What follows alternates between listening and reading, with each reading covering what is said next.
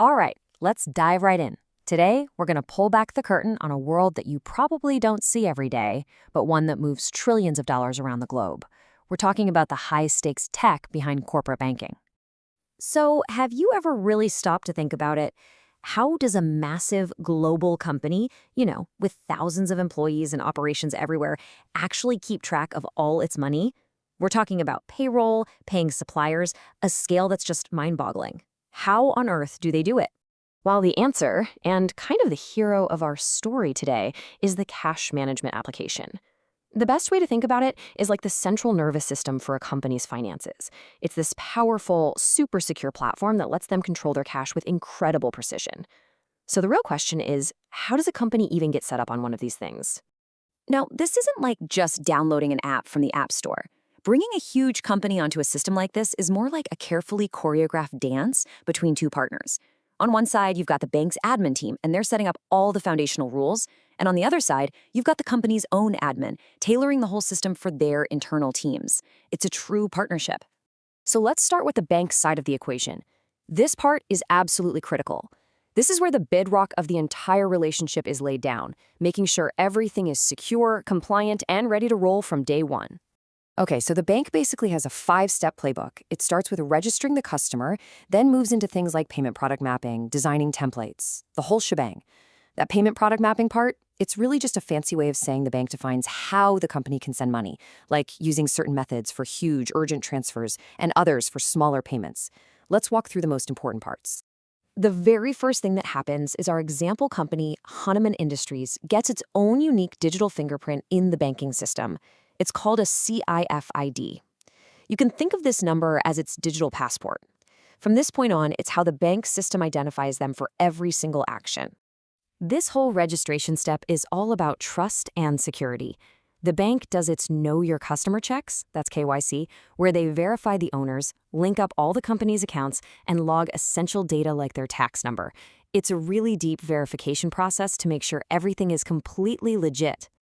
Next up is that payment product mapping we mentioned.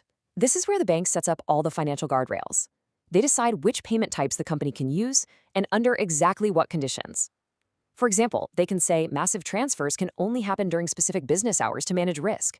It's all about controlling the flow of money safely. And get this, the bank can even help design how this system communicates. Let's say Hahnemann Industries wants incredibly detailed notifications for some transactions. Well, the bank admin can build a custom template, just like this one, packed with every piece of information they could possibly need. But, what if that's overkill for just everyday payments? No problem at all. The system can be set up with a much more concise template that just gets straight to the point. And this just brilliantly shows the ultimate flexibility. Need a notification that's as simple as humanly possible? The system can be configured for a single, powerful word. This level of customization is absolutely crucial for a big company that's managing thousands and thousands of alerts. Okay, so the bank has laid the foundation. Now let's flip the coin and see what happens next. The keys are basically handed over to Hahnemann Industries' own administrator, and it's their turn to build out the internal structure. And would you look at that? The customer's admin has their own 5-step process that pretty much mirrors the bank's. They'll configure their settings, define roles for their employees, create user accounts, and, this is the really important one, set up the authorization rules. This right here is the absolute heart of the customer side setup.